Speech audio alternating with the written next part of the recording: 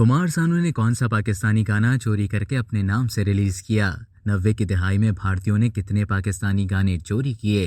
नामवर पाकिस्तानी मौसीकार का इंकशाफ। पाकिस्तान के मशहूर म्यूजिक कंपोजर इमरान साजन का कहना है कि 1999 में मारूफ नात ख्वां इमरान शेख अत्तारी का पढ़ा गया मारूफ कलाम मेरे मौला करम हो करम और अमजद साबरी का पढ़ा गया कलाम करम मांगता हूँ अता मांगता हूँ इलाही मैं तुझसे दुआ मांगता हूँ मेरे कंपोज किए गए कलाम थे जिन्हें कॉपीराइट न होने के बायस भारत ने चोरी किया। पाकिस्तानी मौसीकार इमरान साजन ने पीटीवी और दीगर चैनल्स के लिए 40,000 से ज्यादा ड्रामों में बैकग्राउंड म्यूजिक दिया। अपने दौरे जापान के मौके पर नुमाइंदा जंग से खुसूसी गुफ्तगू करते हुए उन्होंने कहा कि इमरान शेख अत्तारी की आवाज में पढ़ा गया उनका कलाम भारतीय फिल्म खाकी के लिए चोरी कर लिया गया और अक्षय कुमार और अमिताभ बच्चन पर फिल्माया गया। इमरान साजन ने कहा कि करम मांगता हूँ अता मांगता हूँ कॉपीराइट न होने के सबब पाको भारत के हर मारूफ नात ख्वां ने बगैर इजाजत पढ़ा, न कभी इजाजत मांगी और न ही रॉयल्टी दी गई। इमरान साजन ने मजीद इंकशाफ करते हुए कहा कि उनका एक मकबूल गाना साथ ही मेरे जीना है मुश्किल मेरा जो उन्होंने पाकिस्तानी फनकार अली अकबर के लिए 1996 में कंपोज किया था, जो बहुत ही मकबूल भी हुआ था।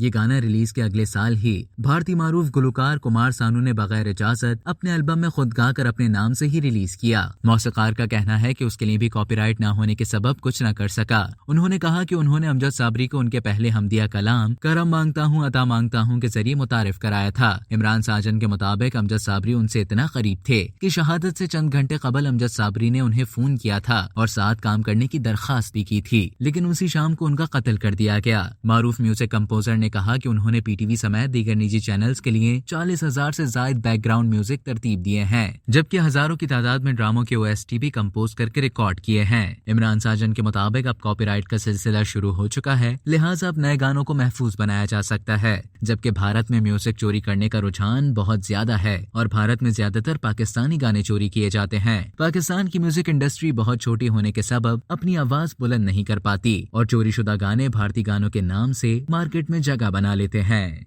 अब तक के लिए इतना ही। मजीद इसी तरह की मालूमात हासिल करने के लिए डेली जंग के YouTube चैनल को सब्सक्राइब करें और Facebook के पेज को लाइक करना ना भूलें।